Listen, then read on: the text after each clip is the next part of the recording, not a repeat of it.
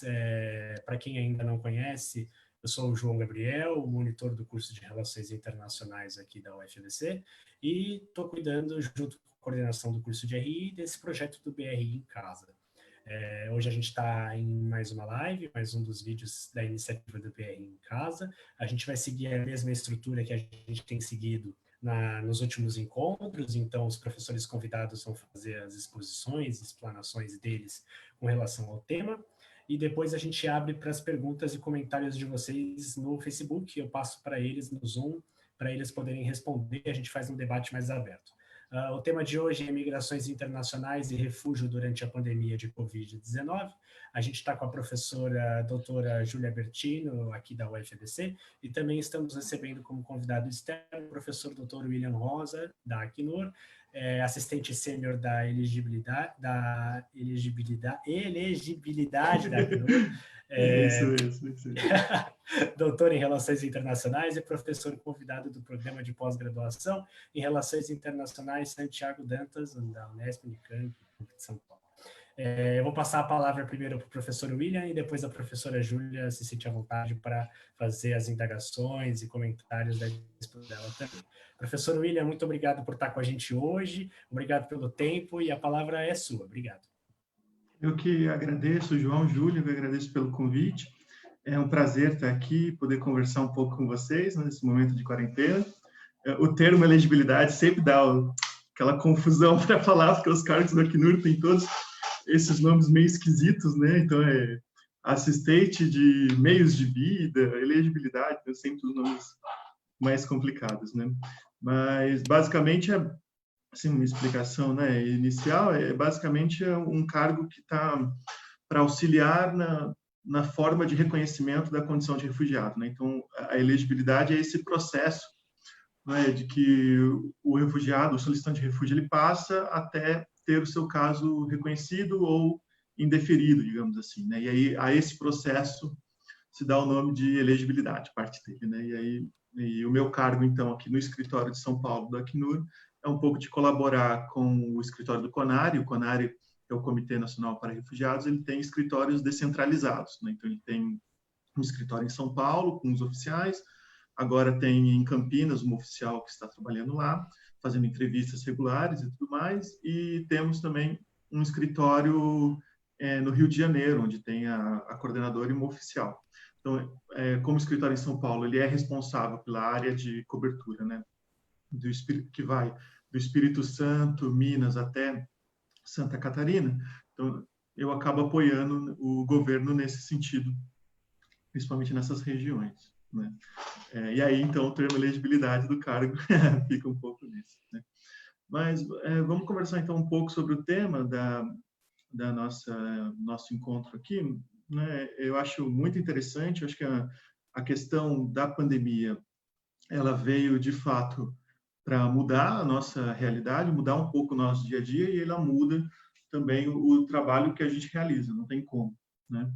E então nós temos que pensar, repensar, né? A ideia sempre é de estar, a partir dessa realidade que nós temos, trabalhar um pouco com a questão das migrações do refúgio, né? E eu me pego muito, né, até por conta do cargo e até um pouco nas falas que a gente se faz, eu me pego muito na legalidade que temos da Convenção de 51 e nessa tentativa de sempre trazer, olha, há uma certa normativa internacional com a qual nós trabalhamos, né, e essa normativa ela deve de alguma forma ser respeitada e ela tem que sempre estar ela sempre está no nosso discurso, né, principalmente do Acnur, né, que querendo ou não, o grande guardião da Convenção de 51, né?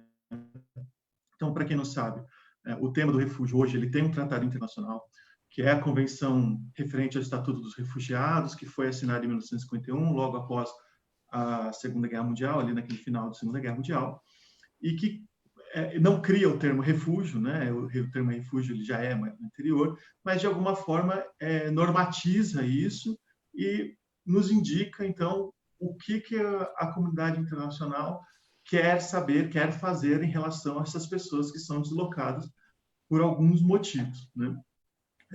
E aí eu me pego, então, como eu sempre digo, eu me pego voltando a essa convenção e voltando um pouco a esse tema, né? Porque, querendo ou não, há questões ali internas da convenção que elas são, digamos assim, inegociáveis de alguma maneira, né? Então, essa convenção ela vai nos trazer e ela vai nos dizer, olha, que refugiado é aquela pessoa que se desloca do seu país de origem devido a uma violação de direitos humanos, né, normalmente vinculada a alguns casos, entre eles, né, opinião política, pertencimento a um grupo social, raça, religião, nacionalidade. Então, esses seriam os termos mais clássicos, né, o que está na Convenção de 51. Posteriormente, tem a inclusão de grave, generalizada violação de direitos humanos, que a Declaração de Cartagena de 89 ela nos traz. Né? Mas nós temos, então, um grupo de pessoas que é forçado a sair do seu país de origem, exatamente por estar sofrendo violações referentes a essas categorias, né? E que não podem ou não querem se valer da proteção do Estado. Né? E aí nós temos inúmeros exemplos. O mais, digamos assim, mais próximo nosso hoje, querendo ou não, é o tema da Venezuela, né? E é o tema, então, desse deslocamento forçado que ocorreu e desse um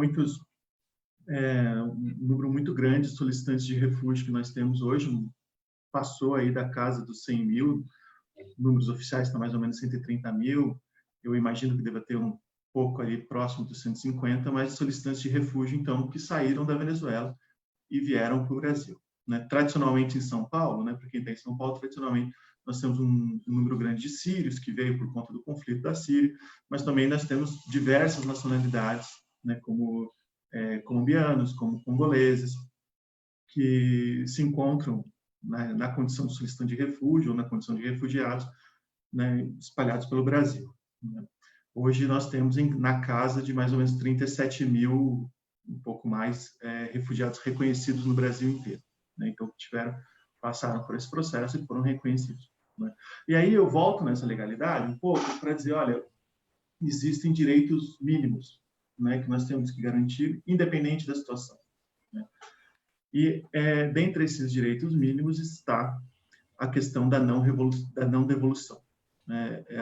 Provavelmente o direito mais primordial. Alguns falam que já virou ius cogens, então que já é um direito que está consagrado no direito internacional, que se refere exatamente a não ser devolvido.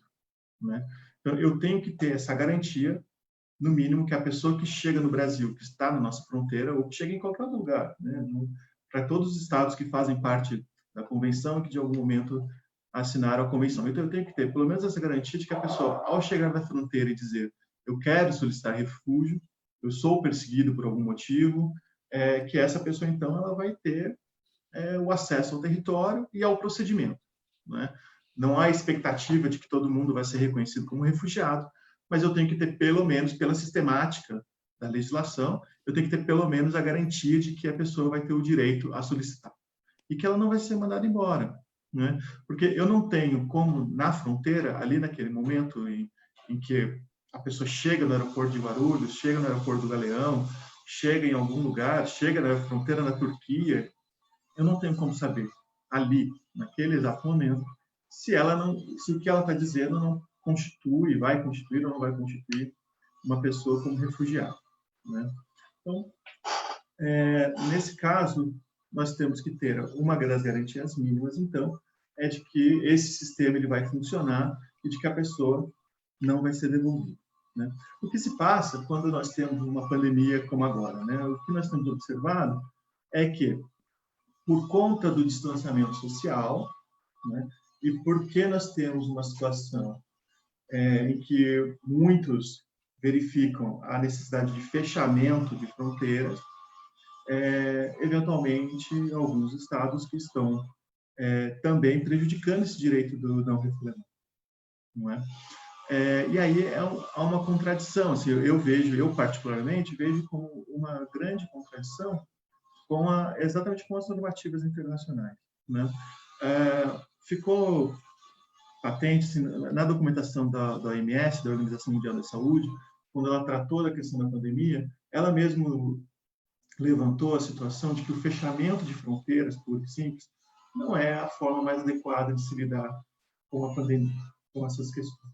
Né? Ela vários documentos, tem estudos que eles mostram que esse tráfico de pessoas, assim, esse tráfico aéreo, né, que dá a internação de pessoas, não é necessariamente aquilo que vai causar a pandemia, ainda que muitos dos viajantes, né, tenham levado para o interior do seu país, tenham iniciado a doença. Aqui no Brasil, por exemplo, muitos dizem que foi uma pessoa que esteve na Itália, que veio até São Paulo e tudo mais, mas não se tem certeza de que se esse é o paciente zero, né, como eles chamam, mas muitos dão a esse visitante, né, a questão de ser a pessoa que trouxe para o Brasil a doença. Então, é um turista que esteve lá na Itália e tudo mais, né? Nos Estados Unidos, a situação foi muito semelhante. Então, o paciente zero ali com algumas dificuldades de avaliação, mas se percebe que foram pessoas que estiveram na China, tiveram contato com a doença lá, depois viajam para os Estados Unidos. Então, essas histórias, muitas vezes, que acontecem, fizeram com que muitos países simplesmente fecharam a fronteira, e a maioria deles, de alguma forma, optou por usar a política do fechamento da fronteira, né? Imaginando que, ao fechar, eu teria menos problemas para lidar. Então, a doença ela não vai vir de fora, eu cuido com a doença da forma como ela está aqui, né? Mas nós temos que pensar, e aí é importante sempre trazer essa situação da solicitação de refúgio, né? Porque não é uma pessoa, o solicitante de refúgio não é necessariamente uma pessoa que desejou fazer esse percurso, né? A gente diz que é o contrário, né? O solicitante de refúgio é aquela pessoa que ainda não tem outra opção senão deixar o seu país, né? É uma pessoa que está fugindo de uma violência, que está com uma situação muito prejudicada no seu país de origem, né? Ele ele não tem o desejo, eu preciso melhorar de vida, eu preciso trabalhar, não é isso, né? É aquela pessoa que foi presa, que foi torturada por defender uma causa, é a pessoa que normalmente era de uma minoria religiosa e não tinha o direito de seguir os preceitos da sua religião, teve que sair. É uma pessoa que se identifica que é homossexual e não pode, né, por N razões, até por razões legais, viver da maneira como desejam. Então, essas pessoas que acabam solicitando refúgio, vindo para o Brasil, indo para qualquer lugar e solicitando refúgio, não é? E aí é uma contradição, porque eu não sei vocês, mas a questão migratória, ela me parece tem muitos mitos, né? Existem muitas histórias que acabam sendo contadas sobre a questão migratória, e uma delas é sempre a daquela pessoa que vai roubar o meu emprego, né? Acho que esse é um mito assim muito interessante que aparece, né? E aparece muito para a formulação de políticas públicas, a ideia de que o migrante ele vem roubar o meu emprego, né? E dois, o refugiado é um criminoso, né? Então, assim fica fácil eu contar essa história, eu trazer esse mito e normalmente procurar fechar a fronteira. É fácil, porque eu estou fechando a fronteira contra quem? Contra aquele que vai eventualmente fazer com que os próprios nacionais não tenham emprego, e eu estou me protegendo contra um possível criminoso, né? Quando na realidade, né, esses mitos eles nunca se sustentam, né? E se nós pensarmos na pandemia, nós temos uma situação ainda mais agravante, né, que nessa divisão entre, por um lado, né, o turista, o grande comerciante, o negociador, o cara que trabalha, que tem cargos internacionais que precisam viajar muito, né? E essa categoria de refúgio, né, uma categoria mais de pessoas mais simples, mais pobres, a gente vai perceber que, na verdade, é essa categoria, né, de grandes negociantes, de turistas, que muitas vezes trouxeram a doença, né? Se a gente pegar, é o turista que foi para a Itália a passeio, é o turista que esteve na China visitando a família, que esteve a trabalho na China. Então, essas histórias são muito recorrentes, de pessoas que não estão vinculadas com a solicitação de refúgio, mas que ao retornar para o Brasil, ao retornar para os Estados Unidos, ao retornar para outros lugares, acabam sendo identificados como foco, né? E aí nós vamos, então, precisamos avaliar nesse sentido, essas mudanças, muitas mudanças legais que foram feitas nesse momento, né, de março até agora, para pensar e avaliar até que ponto, né, o fechamento de fronteira não está trazendo problemas, não está desrespeitando normas internacionais, né? Existe um artigo que foi escrito para o The New Humanitarian, que é um site que trata desses temas, que fala, por exemplo, das dificuldades que tiveram os refugiados rohingyas que estão tendo ali na região de Bangladesh, porque não estão conseguindo retornar para o seu país com a justificativa, né, da pandemia, como a justificativa do impedimento, né? Então, isso é muito interessante, mas são refugiados, então, que precisavam retornar, que queriam fazer essa repatriação e que não estão conseguindo, estão sendo bloqueados, né? Da mesma forma, na Bósnia, parece que também tem um outro grupo que poderia, de alguma forma, estar entrando no país e que não está conseguindo, também com uma justificativa, né? E o Brasil não fica atrás. O Brasil é um país muito interessante, assim, em termos de refúgio, sabe? Porque a nossa lei, ela é super protetiva. A Lei 9474, que é a lei que trata do refugiado, ela é muito protetiva e ela é sempre um mantra, assim, né? De como a lei brasileira ela é evoluída nesse sentido, como que a lei brasileira ela é protetiva. Então, o solicitante de refúgio, querendo ou não, ele já chega no Brasil, ele tem carteira de trabalho, ele tem CPF, então ele tem vários direitos sociais garantidos, né, inclusive de saúde e tudo mais. Mas, se nós pegarmos as últimas normativas sobre a questão da pandemia, e principalmente aquelas que tratam sobre o fechamento de fronteira, nós vamos perceber que existem alguns artigos muito específicos que têm o poder, né, de desrespeitar essa própria legislação internacional, né? A última que foi publicada é a portaria 255, que é datada de, deixa eu ver para não errar, 22 de maio de 2020, não é super recente. E ela meio que incorpora, então, toda a norma brasileira que foi feita durante esse momento de pandemia sobre a questão das fronteiras. E aí você começa a analisar, então, trata desse fechamento, outros países fecharam a fronteira com o Brasil também, tudo mais, mas você vai perceber, então, né, no seu artigo 7º, o seguinte, que qualquer pessoa que tentar entrar no Brasil furando um pouco essa lei ou infringindo um pouco essa lei, terá, né, poderá ser responsabilizado civilmente, administrativa ou penalmente, terá repatriação ou deportação imediata, né? E o inciso terceiro, inabilitação do pedido de refúgio. Então, vamos pegar um pouco dessa história que eu estou contando, então, né, dessa caracterização que eu estou mostrando do refúgio e de quem é esse solicitante de refúgio, né? Não é a pessoa que está passando por dificuldade, que está sofrendo violações de direitos humanos e que tem essa necessidade de vir, né? E aí, por conta da pandemia, por exemplo, eu estou dizendo que ele não pode. Então, mesmo que muitas vezes ele use rotas alternativas, muitas vezes ele tem que pagar coiotes, ele tem uma dificuldade enorme para chegar aqui no país, para poder, então, solicitar refúgio, nesse momento ele não vai poder, né?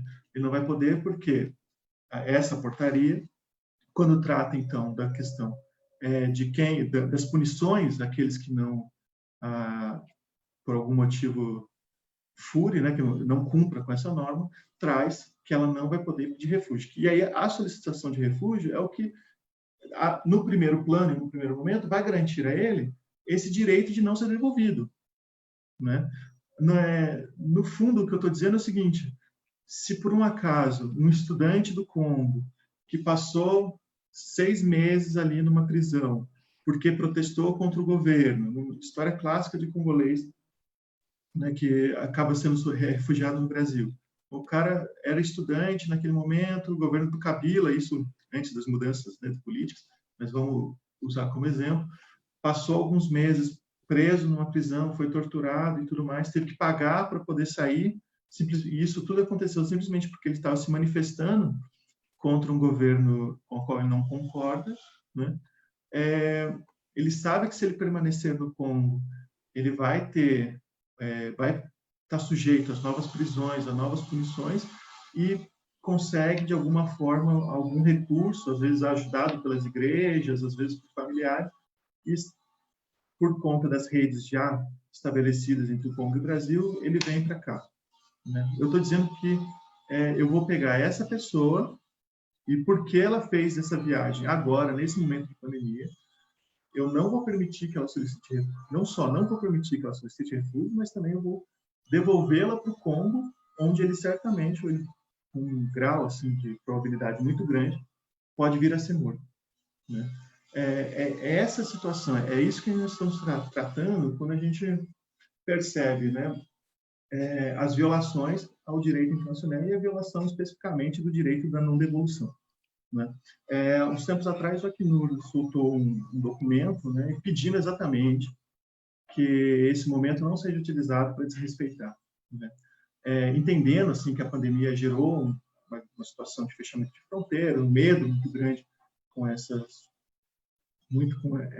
trânsito entre países, mas pedindo, né, que esse direito de não devolução fosse respeitado a qualquer custo. Né? Exatamente por isso, exatamente por conta dessas histórias. Né? E aí a gente fica com esse questionamento. Você veja, em nenhuma narrativa atual, em nenhuma reportagem, em nenhuma situação de nenhum país que está no meio da pandemia, que é foco da pandemia, foi levantada a questão de que um solicitante de refúgio ou um refugiado é que trouxe, ou que é o paciente zero, nem nada. Né? Então, se não tem como verificar essa situação, por que prejudicar tanto o refugiado, prejudicar tanto o solicitante, impedindo que ele entre e pedindo que ele faça a solicitação? A gente fica, então, com essa dúvida, assim, que não há uma resposta, digamos assim, mas exatamente com essa análise, né, de que hoje essa pandemia é grave, né, ela traz mudanças sérias para esse regime migratório, mas ela também, né, de uma forma, permitiu em alguns momentos o desrespeito, né, está permitindo em alguns momentos o desrespeito, sim, à legislação internacional e ao princípio da não devolução. Né? E aí com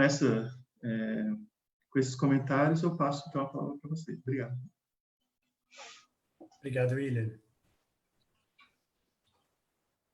Professora Júlia? Boa tarde a todos e a todas.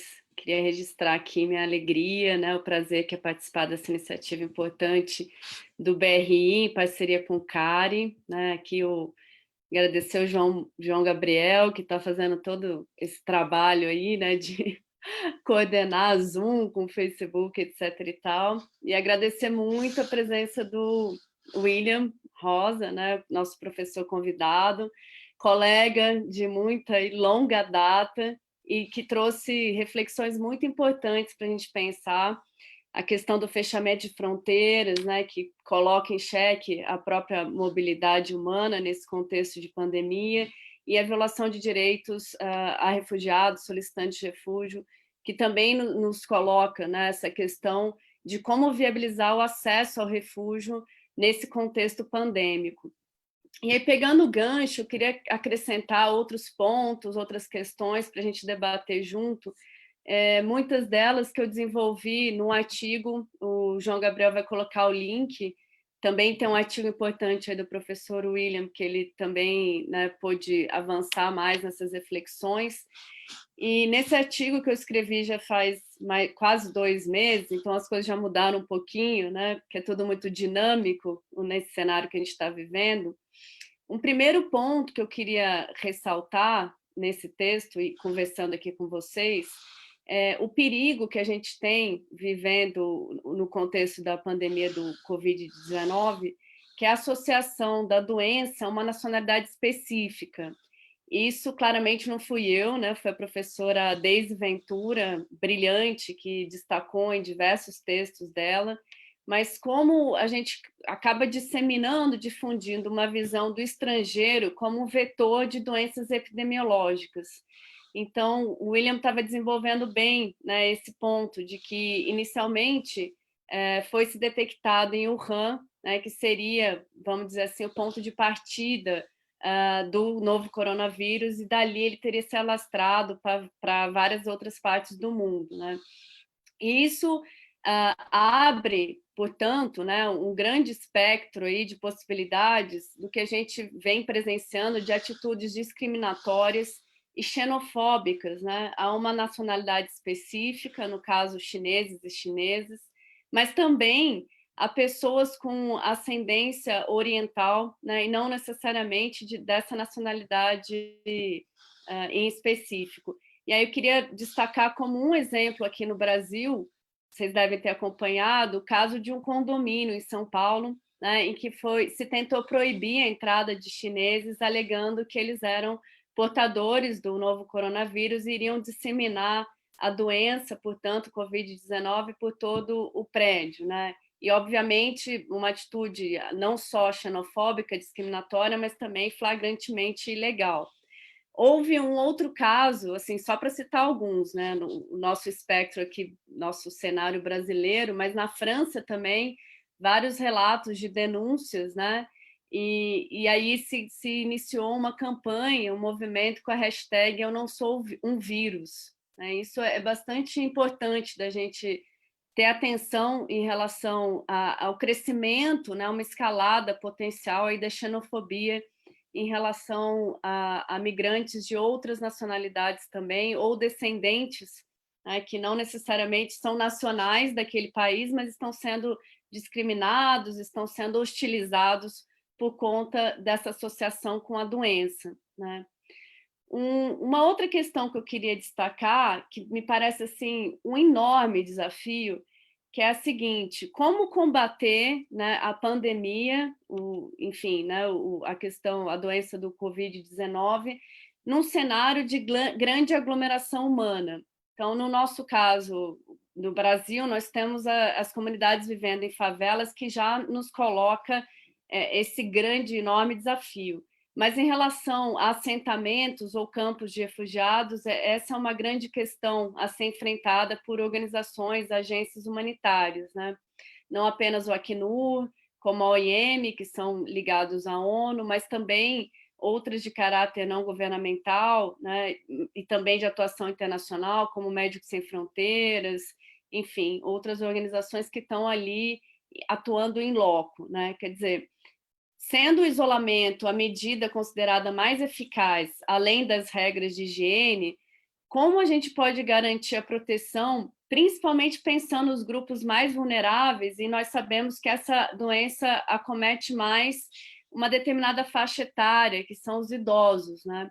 Então, é dificílimo implementar, né, medidas de isolamento no contexto não só de superlotação de campos de refugiados, que são vistos, enfim, na região de Lesbos, na Grécia, mas também em outros contextos da Ásia. William citou, né, um campo em Bangladesh que acolhe a comunidade Rohingya, mas também em outros contextos aí do continente africano. E sabemos que esses assentamentos têm condições muito precárias em termos de moradia, de habitação, de saneamento básico, inclusive acesso à água, né? E o que eu tenho acompanhado, né, de algumas ações divulgadas pelo Acnur, pela OIM, que me parece assim, bastante fundamental nesse momento, né, a distribuição de kits de higiene pessoal e de limpeza, como água sanitária, sabão em pó e papel higiênico, para tentar implementar essas medidas, né, mais voltadas à higiene pessoal e também tentando algum tipo de isolamento nesses contextos dos campos. E, recentemente, há cerca de 15 dias, mais ou menos, 15, 20 dias, também uma notícia bastante alarmante de que o novo coronavírus acometeu, né, ingressou, por assim dizer, no maior campo de refugiados que se tem hoje, que é exatamente esse em Bangladesh, que acolhe cerca de 860 mil pessoas, em grande parte a comunidade de etnia Rohingya. Quer dizer, quase 1 milhão de pessoas reunidas num assentamento. Quer dizer, dificílimo, né, a gente conseguir implementar principalmente a questão do isolamento.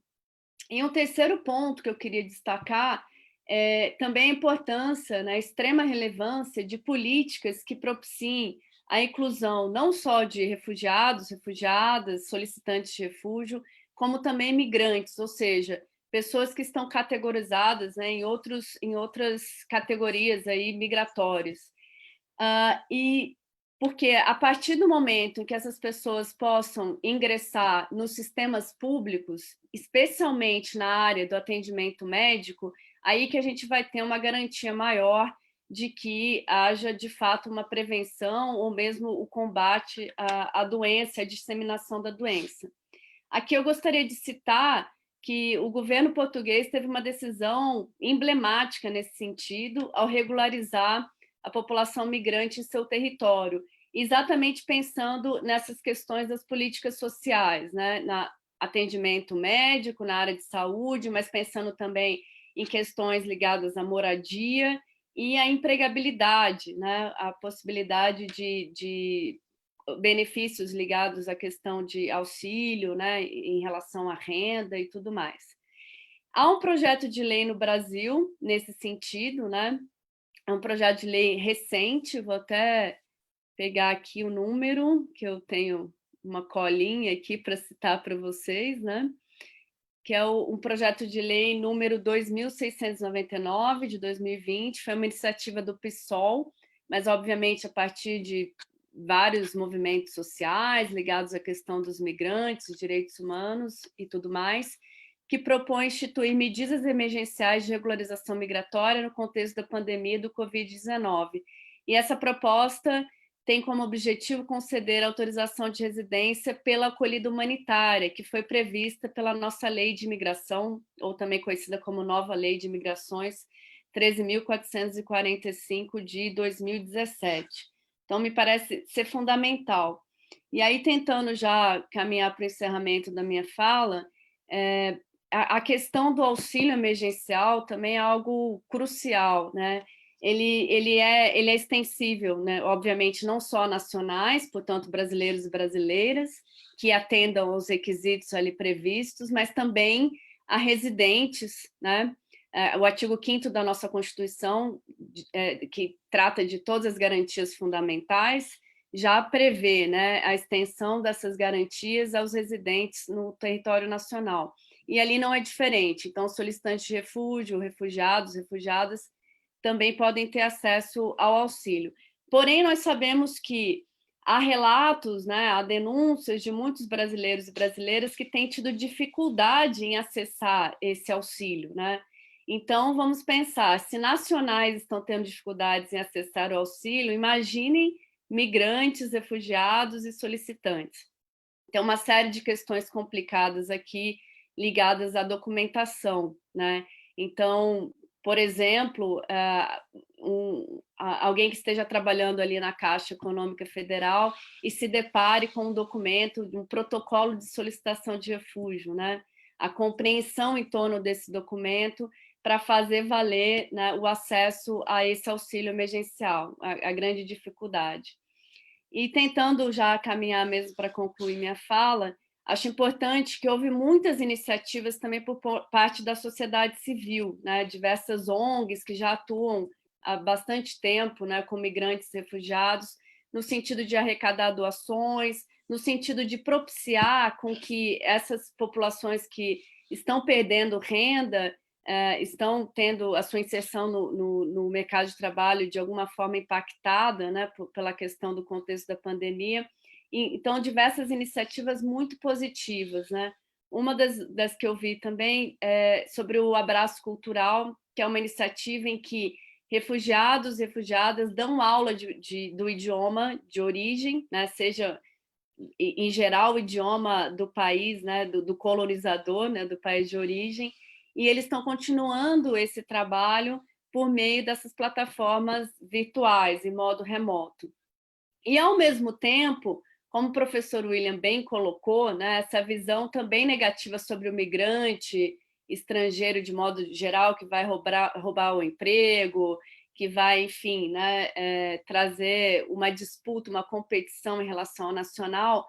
Tem havido também iniciativas por parte de refugiados, não sei se vocês acompanharam, de doações. Eu vi principalmente refugiados sírios que fazem comida árabe, né? E doando a idosos aqui no Brasil, né? Então, quer dizer, como essa população refugiada, imigrante, pode contribuir não só em relação aos empregos, né, o trabalho que elas realizam no Brasil, isso tem a ver com a arrecadação de impostos, tem a ver com contribuição perante a população local, desenvolvimento daquela localidade, do bairro, da região e assim por diante, mas iniciativas de retribuir a acolhida, né? O que me parece fundamental.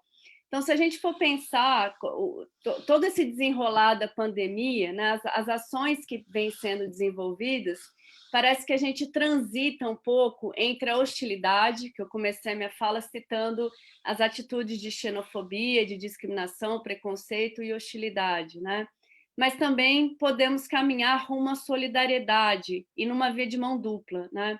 Tanto brasileiros e brasileiras podendo auxiliar migrantes e refugiados no Brasil, e essa comunidade já presente aqui no Brasil, que no caso dos refugiados e refugiadas, como o professor William bem colocou, né, fugindo de guerras, contextos de conflitos civis que não cessaram a despeito do contexto pandêmico, né, continuam ocorrendo. Então, essas pessoas conseguem ingressar no Brasil e contribuir, né, perante a nossa população, em relação também à nossa economia, e isso me parece fundamental. Mas, enfim, caminhando mesmo para uma última palavrinha final, eu entendo que se não houver políticas mais contundentes efetivadas pelo Estado, né, para além das iniciativas da sociedade civil, que são importantíssimas, né, a gente corre o risco de visualizar, de testemunhar mortes, né, massivamente dessas comunidades que podem ser vistas como mais vulneráveis, né? Não só idosos e idosas, como também a população negra no Brasil, nós sabemos disso, mesmo a juventude negra, né? As populações marginalizadas em favelas, e, infelizmente, a situação de imigrantes e refugiados parece que não será diferente, né? Então, eu chamo a atenção para o papel do Estado, né? da extrema relevância que a gente tem visto e tem acentuado em relação ao papel do Estado na condução de um contexto pandêmico, né? Enfim, eram algumas reflexões que eu queria compartilhar com vocês e complementar, né? Ter duas falas aqui com visões diferentes, mas me parece muito complementares, e tentar abrir para colocações, para comentários, para questões que, porventura, o público que esteja assistindo agora, no momento, né, possa ter para nos fazer aqui. Obrigada. Legal, professora Júlia, muito obrigado pela fala. Eu vou passar agora as perguntas. Eu também já quero lembrar para quem está acompanhando a gente no Facebook para se sentir à vontade de fazer qualquer questionamento ou comentário que a gente vai discutir, e esse espaço é mais aberto mesmo para que vocês que estejam assistindo possam participar. A gente já tem duas perguntas inscritas. A primeira vai para o William, do Charles Gomes. E ele pede, na verdade, para o William falar da ACP, da Defensoria Pública, contra a decisão de fechar fronteiras para solicitante de refúgio, e ele complementa, eu só estou tentando abaixar aqui, porque o pessoal está comentando e eu estou me perdendo nos comentários. Então ele diz sobre a questão da ACP, da Defensoria Pública, e para você, por favor, se sentir confortável, descrever quais as políticas concretas que o Acnur faz frente ao Ministério da Justiça contra essa medida.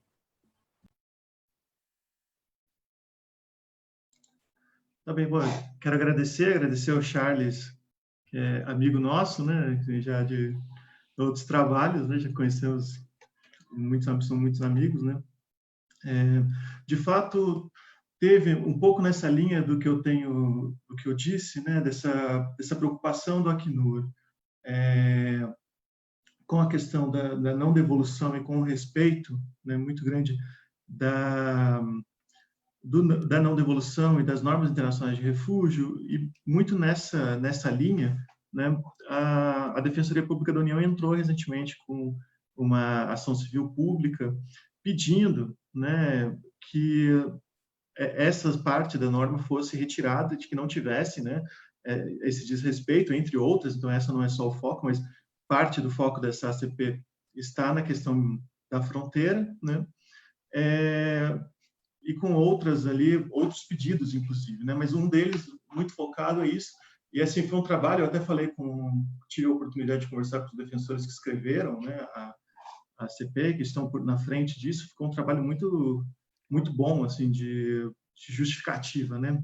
Eu não sei o andamento do processo, não tenho como dizer como que isso está caminhando, ou se teve alguma resposta naquele momento, né? Mas eu sei que a justificativa da CPI foi muito boa e traz bastante desses elementos que eu apresentei nessa fala, né? Assim, de respeito ao direito internacional e de respeito principalmente ao direito internacional dos refugiados, né? O não refoulement, né?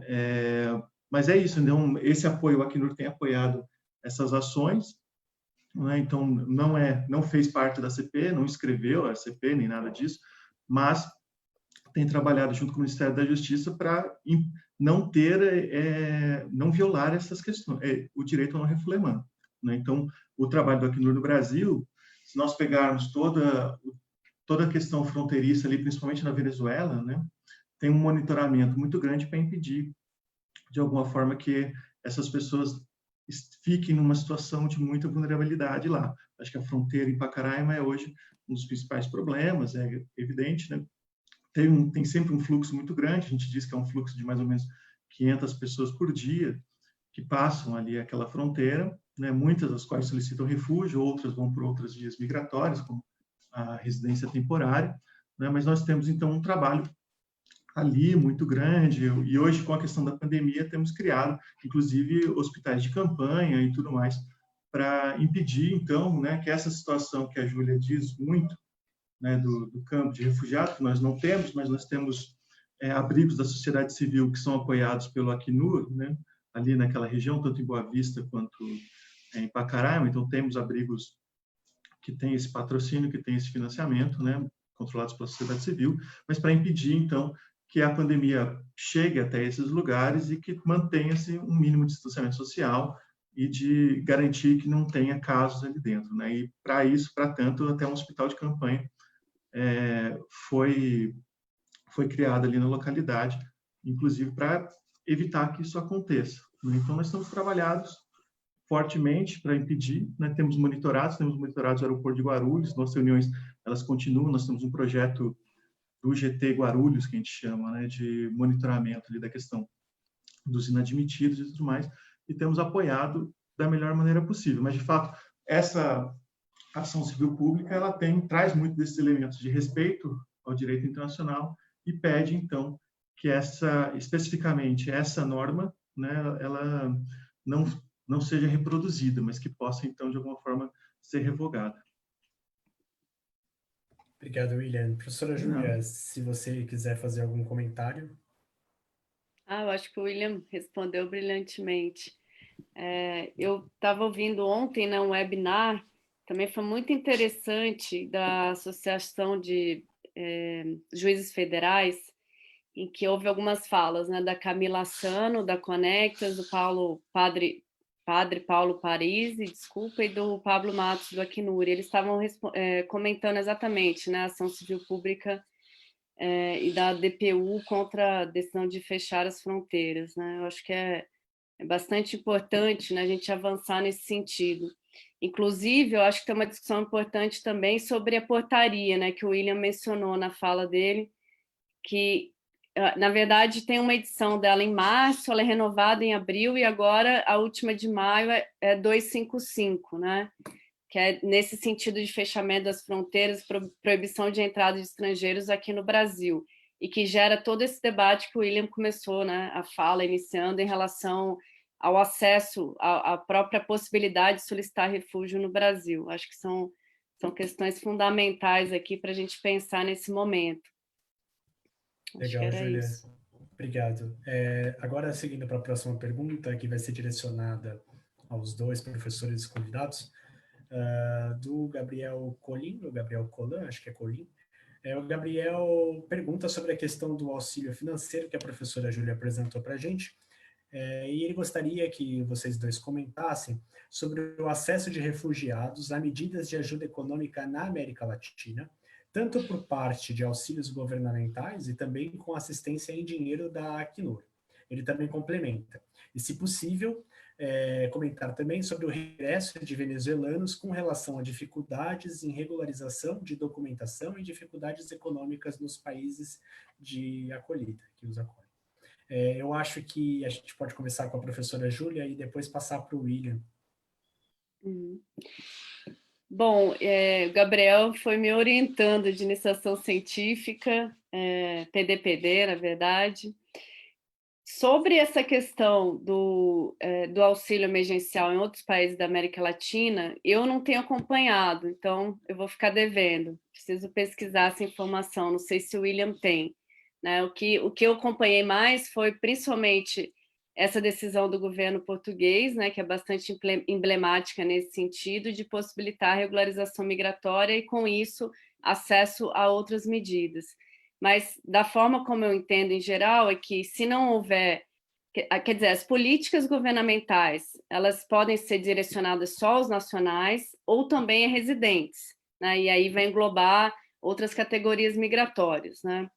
No caso do Acnur, até onde eu sei, mas claro que o William pode falar muito melhor do que eu, o auxílio financeiro, muitas vezes, ele é fornecido através de algumas instituições parceiras, né, como ONGs ou até instituições religiosas, como é o caso aqui no Brasil com a Caritas, e principalmente o contexto que eu estava falando dos campos, assentamentos de refugiados, aí realmente a gestão, em geral, está nas mãos do Acnur, né? Porque, em geral, parte-se de um acordo entre o país, o território, né, daquele país onde o acampamento vai ser estabelecido, e o Acnur ou outras organizações humanitárias ficam responsáveis pela gestão do campo, né? Então, em geral, funciona dessa forma, mas realmente, assim, mais especificamente sobre os países na América Latina, eu teria que pesquisar para poder responder ao Gabriel. Fico devendo e respondo a ele depois por e-mail, ou posso colocar aqui no Facebook. Em relação à questão dos venezuelanos, acho que tem vários pontos importantes para a gente analisar. Uma outra questão relacionada a essa população específica que o William estava desenvolvendo antes tem a ver com o retorno, né? Eu também acompanhei algumas notícias de tentativas de venezuelanos retornarem ao país de origem nesse contexto da pandemia. Existe uma população significativa de venezuelanos e venezuelanas no Brasil, mas o Brasil não é o país que mais acolhe essa população, essa nacionalidade em específico, né? Salvo engano, é Colômbia e Peru, né, William? Que me lembre bem, pelo menos esses dois países acolhem mais do que o Brasil, né, em termos numéricos, né, por assim dizer. Então, essa questão da tentativa de retorno, e alguns foram bem-sucedidos, mostra como a situação no Brasil também não está bem, né? Porque a pessoa já fugiu do país de origem dela por conta de uma crise econômica e política, instabilidade, insegurança, etc. e tal. E no contexto de pandemia, essa tentativa, esse desejo de retornar ao país de origem, colocando também uma série de relatos aí em relação a atitudes xenofóbicas e discriminatórias. O movimento migratório de venezuelanos e venezuelanas para o Brasil também traz um outro ponto bastante delicado, que é a presença de indígenas. E claro que indígenas terão maior dificuldades em relação à documentação e muito mais ao acesso a uma série de políticas, né? Então, acho que isso é importante da gente pensar. Um outro ponto que eu queria destacar em relação aos venezuelanos foi a decisão do ano passado do governo brasileiro, uma decisão, eu diria, inusitada, talvez até inesperada, né, de reconhecer o refúgio a essa população em específico, né? Porque muitos haviam solicitado refúgio, havia um número de solicitações muito alto, e houve uma série de portarias tentando regulamentar a situação de venezuelanos aqui no Brasil. Então, no ano passado, com essa decisão histórica do reconhecimento do refúgio, isso possibilitou uma regularização talvez mais facilitada, em caráter até prima facie, né, dessa população. Mas isso não significa que não haja outras dificuldades, como eu mencionei anteriormente, em relação à documentação, principalmente essa questão de se fazer valer o acesso ao auxílio emergencial, né? Então, por questões de língua, por questões, né, de se fazer comunicar com a pessoa que está ali no posto, né, na Caixa Econômica Federal, e também, não necessariamente, a pessoa já tem o RNE, por exemplo, né? Ela pode ainda possuir o protocolo de solicitação de refúgio ou um outro documento que seja mais difícil de... Sem dizer da demora na emissão desses documentos, né? Que é outro problema, né? Que a pessoa fica meses ou até um ano ou mais esperando para ter a sua regularização de fato em definitivo resolvida. Bom, eu não sei se eu respondi de uma forma tão precisa assim, a questão que eu acho que o Gabriel colocou, né? Mas eu acho que tem vários pontos que a gente merece, né, pensar e debater aqui em conjunto, porque a questão dos venezuelanos é bastante complexa, e principalmente nesse contexto da pandemia, inclusive em relação à habitação, moradia em Roraima, né? Que é um estado que também vem sendo acometido aí pelo novo coronavírus. Para eu não me alongar muito, porque eu acho que faltam 5 minutos para a gente terminar aqui o período, acho que poderia passar já para o William, para ele suprir a minha ausência de dados em alguns pontos aqui.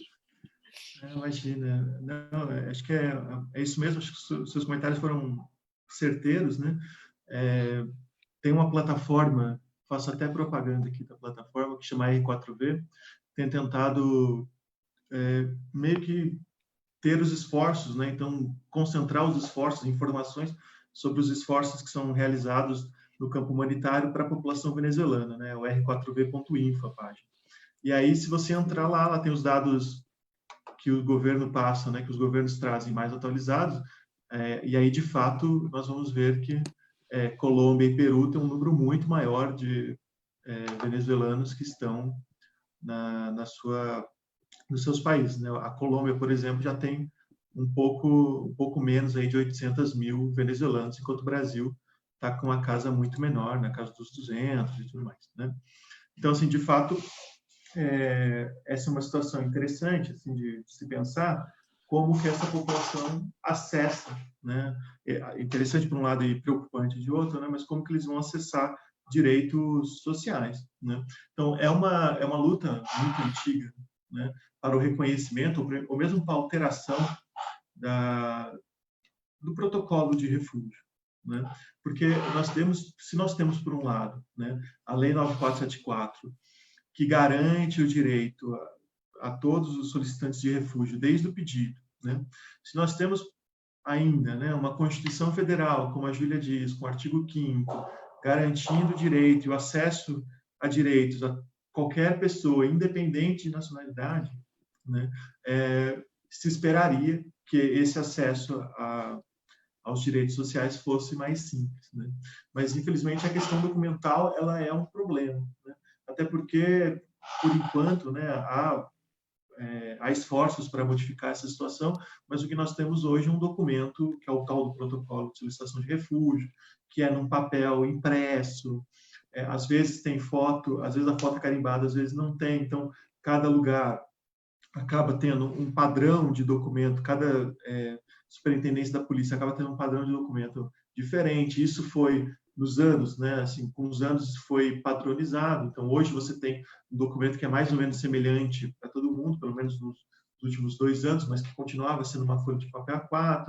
Agora, com o sistema do Sisconare, o protocolo mudou de novo. Então ele já tem um QR Code, já é um documento melhor, mas ainda continua a questão do papel. Você tem outras, a gente pode ficar descrevendo esse protocolo de solicitação de refúgio para a gente vai ter uma ideia mais ou menos da dificuldade de qualquer pessoa comum que não tem conhecimento do tema, que não sabe o que é e tal, de, é claro, pegar aquilo ali e virar e falar assim, olha, sinto muito, isso aqui não é um documento. É até compreensível que uma pessoa que nunca teve contato com isso, de fato, desconheça aquele documento, né? Ainda que a lei garanta, ainda que a lei permita, né? E muito do trabalho é esse de conscientização, de que, veja, esse é um documento válido, esse é um documento nacional, está previsto em lei, pode ser aceito sem problema nenhum, com toda tranquilidade, né? Quando nós vamos para o acesso à documentação, o Acnur tem trabalhado muito próximo da Caixa Econômica Federal, levando esses problemas e tentando, de alguma forma, mitigar, para que todo mundo tenha acesso, né? E principalmente aqueles que têm esse protocolo, esse documento mais complicado, documento mais desconhecido, para que mesmo essas pessoas tenham fácil acesso, né? Então, a luta para entrar no BPC, a luta para entrar no CadÚnico, isso já foi feito há muitos anos atrás, então muitos deles já foram cadastrados, né, junto com a assistência social brasileira, então isso já gerou mais automático, então aqueles que tinham cadastro já tinham maior facilidade, mas a gente vai cada vez lutando para que cada barreira a gente vai tentando vencer, né? Então, já vencemos a do CadÚnico, depois a do acesso à conta bancária, né? Embora com o tal do aplicativo Caixa Tem, parece que houve algumas dificuldades, verificamos que algumas pessoas tiveram dificuldades para abrir essa conta poupança, mas isso tem sido trabalhado muito próximo com a Caixa Econômica Federal, com outros organismos, né, do governo em Brasília, né, nesse feedback das notícias. Olha, está tendo dificuldade em tal lugar, está tendo dificuldade em tal lugar, para que a gente possa vencer, porque de fato a legislação brasileira vai garantir, né? Agora é uma questão de como apoiar esse acesso, né? Sobre a questão do auxílio em outros países, né, eu só queria deixar que, como a Júlia disse, existe um programa do Acnur chamado CBI, que é o Cash Based Intervention, né, que ele garante, assim, ele consegue mobilizar uma certa quantidade de recursos que é dado diretamente para o refugiado para que ele possa gastar assim com a forma como ele bem entende, né? Muitos usam para aluguel, compra de alimentação e tudo mais, né? No Brasil existe esse programa, então não é todo o país que tem, mas algumas operações do Acnur têm esse recurso, tem uma linha orçamentária para isso. E no Brasil o que acontece hoje é que são as instituições parceiras que a gente chama de implementadores, que acabam fazendo essa distribuição desses recursos, né, do tal do CBI. E aqui em São Paulo, então, a Caritas São Paulo é o parceiro que tem essa possibilidade de fazer esse recurso. A Caritas do Rio faz no Rio de Janeiro, a Caritas Paraná no Paraná. Não todas as Caritas, é coincidência, né, que aqui nos 3 estados são Caritas, mas em geral você tem o IMDH em Brasília, você tem outros parceiros, aldeias infantis, né, que tem, então, dentro dos projetos, essa linha orçamentária consegue fazer. É um auxílio que ele é, de fato, assim, emergencial e ele é previsto, na verdade, para aquelas pessoas que acabaram de chegar. Então, a pessoa acabou de chegar no Brasil, ela não tem emprego, ela não tem onde ficar, ela não tem recurso nenhum, ela acaba de solicitar refúgio, essas instituições conseguem, por 3 meses, garantir um certo recurso, que aí vai depender muito da situação econômica, vai depender muito de quanto a instituição tem de recurso, quanto que a operação do Acnur tem, que também não é um recurso muito alto que as operações vão ter, mas existe essa possibilidade. Então, eu imagino, né, que, por exemplo, o Acnur Colômbia deve ter um projeto semelhante, os outros Acnurs na região devem ter, né, diante dessas possibilidades dos gastos que modificou muito o cenário das operações, né. Mas eu também desconheço, se fora essa possibilidade que o Acnur já tem, né, que não é para o Covid, né, mas que já é um projeto antigo que as operações já têm, eu desconheço também qualquer outro tipo de auxílio emergencial que a América Latina tenha desenvolvendo, né, porque cada país pensa de um jeito, cada país tem a sua autonomia para fazer da forma como melhor entende. Obrigado, William. Eu vou estender só mais um pouco, alguns minutinhos, para responder a última pergunta, e aí eu prometo que a gente já finaliza também, para não passar muito do que a gente combinou. Tem um questionamento do Charles, novamente, antes de passar para a pergunta dele, e eu também queria complementar um pouco com uma pergunta minha. Citada a portaria que a gente citou aqui hoje, um pouco mais cedo, é vetada a entrada de imigrantes ou de refugiados da Venezuela, exclusivamente da Venezuela, no Brasil durante esse período de pandemia. Caso o venezuelano retorne à Venezuela, por qualquer que seja a razão, e queira retornar ao Brasil, ele vai ser impedido desse retorno? E aí, segurando essa pergunta, eu quero complementar com o que o Charles trouxe. E para o William também a pergunta. Tem informações de pessoas entrando clandestinamente e solicitando refúgio apesar do fechamento da fronteira? Caso positivo, caso tenha, como a Acnur tem assistido essas pessoas?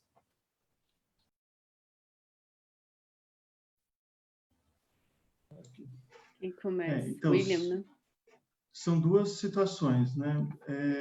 Eu não tenho informações, né? Acho que já respondendo ao Charles, eu não tenho informações de pessoas que estão entrando e estão solicitando refúgio, né?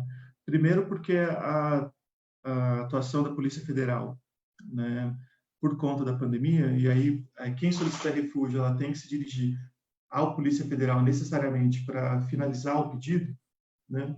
Então, por conta da pandemia, a Polícia Federal ela está atuando de forma também com horários especiais, com atendimentos especiais, e não estão fazendo, então, o atendimento, pelo menos aqui em São Paulo, não estão fazendo nova solicitação de refúgio, né? Aí, o que dificulta, por exemplo, eu imaginar ou entender como é que isso está acontecendo de forma nacional. Então, de fato, eu não tenho essas notícias de pessoas que estão atravessando, que estão tentando fazer refúgio e que estão sendo impedidas de alguma forma, né? Até porque, mesmo que ela entre de forma, mesmo que ela passe a fronteira e descumpra, né, com a portaria 255, ela não vai conseguir finalizar a solicitação, né? Não porque ela não queira, mas porque a Polícia Federal não está funcionando na capacidade como deveria, né, como normalmente ela funciona. Então, eu não tenho como saber, né? E aí, assim, eu acho que muito da discussão sobre a portaria, pelo menos assim, o que eu tenho acompanhado, né, eu não estou em Brasília, de novo, eu não estou em Brasília, eu estou em São Paulo, né?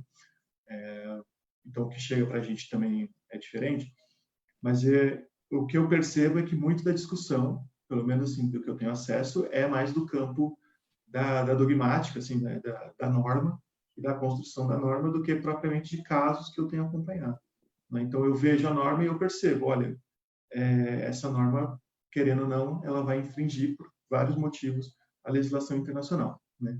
Mas eu não tenho como, o que seria talvez até mais forte, né? Assim, se eu tivesse um caso específico de alguém que tivesse sido impedido ou que tivesse entrado solicitado e não conseguido, né? Então, eu não tenho essas notícias, o que dificulta um pouco a nossa avaliação, né? Caso isso aconteça, o que o Acnur vai fazer? O caso isso aconteça, como que isso vai ser tratado? Eu não tenho que dizer, porque eu nunca acompanhei nenhum caso desse momento.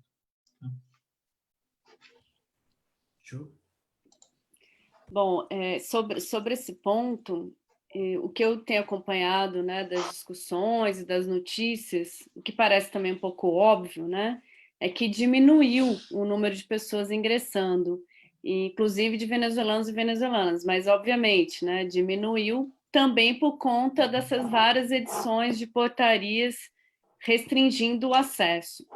Agora, sobre a pergunta do João Manuel, eu não sei exatamente qual portaria, porque, salvo engano, essa é a terceira edição, né? Digamos assim, que a portaria foi se renovando e aí foi mudando o número e a data também.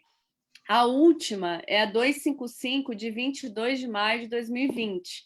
Aí, obviamente, já é outro ministro, né, da Justiça, então, que, né, a gente já sabe, né, que houve uma série de alterações, já é outro ministro da Saúde, etc. e tal. Mas a última, que me parece que é essa que está vigente, por conta da data, já não há restrição por nacionalidade, tá, João Gabriel? Então, no artigo 1º já se coloca que a portaria dispõe sobre a restrição excepcional e temporária de entrada no país de estrangeiros de qualquer nacionalidade. Agora, essas restrições não se aplicam a alguns casos aqui, aí eu destaco o artigo 4º, inciso 2º, os imigrantes com residência em caráter definitivo, por prazo determinado ou indeterminado no território brasileiro. Então, essa é a única possibilidade aqui. Obviamente que uma pessoa que se dirige ao território nacional para solicitar refúgio, ela vai ficar impedida, porque ela não é um imigrante com residência em caráter definitivo, né? Então, essa é a grande preocupação que o William já traz logo no início da fala, das possíveis, potenciais violações a direitos dos refugiados e aos princípios do direito internacional dos refugiados, né? Que até, se você dificulta o acesso à possibilidade de solicitar refúgio, você já está colocando em xeque o acesso ao instituto de refúgio, né? Isso vem ocorrendo, acho que é válido lembrar, já há um bom tempo, algumas décadas, principalmente no norte global, várias políticas restritivas que vêm sendo adotadas, exemplo dos Estados Unidos, exemplo da própria União Europeia, entre a Austrália, né? Nem vamos esquecer. E nesse contexto da pandemia, eu acho que a fala do William é muito característica nesse sentido, né? Como o contexto de uma crise sanitária global pode ser utilizado também para se acirrar, para se fortalecer essa perspectiva de políticas migratórias mais restritivas. E claro que aqui o argumento vai ser em caráter sanitário, principalmente nessa perspectiva de que o isolamento seria a única forma de se combater a doença. E aqui eu queria resgatar também um outro argumento que me fez total sentido, né, muito interessante, do Pablo Matos, nesse webinar que eu assisti ontem, mas que foi realizado no dia, acho que 29 de maio, de que seria possível permitir o acesso com outras medidas, por exemplo, testes, que a gente não tem no Brasil, né? São pouquíssimos os testes. Mas, enfim, aplicar testes, aferir temperatura, se verificado algo no sentido de sintomas, né, relacionado ao Covid-19, quarentena. Então, a pessoa poderia ingressar e ser colocada em quarentena, em isolamento, etc. Então, existiriam caminhos para que a pessoa, numa situação, principalmente, né, no contexto do refúgio, em que a fuga ela se coloca de maneira dramática, de forma traumática, envolvendo uma série de situações de violência, né? Então, a pessoa conseguindo cruzar fronteiras para poder fazer esse pedido de proteção a um outro estado, haveriam possibilidades de se resguardar do ponto de vista sanitário daquele estado, né, e possibilitando também o ingresso daquela pessoa, né, em caráter igualmente humanitário. Então, eu só queria concluir a fala nesse sentido, porque às vezes pode parecer um dilema, né?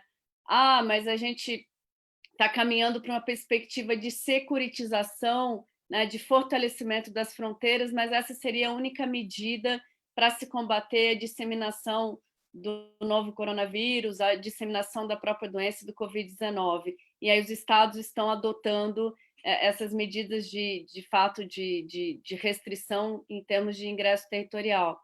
Mas talvez possa ser um pouco falacioso nesse sentido, porque haveria outros caminhos possíveis quando a gente pensa compatibilizando a questão sanitária com a acolhida humanitária, que é exatamente essa proposta do projeto de lei brasileiro, né? Nessa campanha de regularização a todos os migrantes no Brasil. Acho que seria isso, né? Eu queria concluir nesse sentido. Obrigado, professora. A gente vai finalizar, a gente vai encaminhar para a finalização, então. Eu agradeço a todos que acompanharam a gente no Facebook até o momento, ao vivo, a todos que compartilharam, o engajamento foi muito legal, agradeço a quem perguntou, enfim. Eu sei que a maior parte da nossa audiência é gravada, então obrigado a quem está assistindo o vídeo gravado também. Para quem não curte ainda a página do BRI da UFABC, sinta-se livre para curtir, porque eu estou compartilhando as agendas das próximas semanas também, então para estar por dentro do que a gente está programando nos próximos dias. Agradeço muito a disposição da professora Júlia e do professor William por estar conosco hoje. Cuidem-se, passo a palavra para a professora Júlia, depois para o professor William, para conclusões, agradecimentos, enfim. Eu só queria mesmo reforçar o agradecimento, né, tanto à iniciativa, à disponibilidade do João Gabriel para coordenar tudo isso, a participação do William, que está com várias atividades do Acnur e gentilmente cedeu aqui um espaço para a gente poder debater, trazer essas reflexões, não só para discentes, né, do curso de Relações Internacionais da UFABC, mas para quem posteriormente possa vir a nos assistir aqui no Facebook.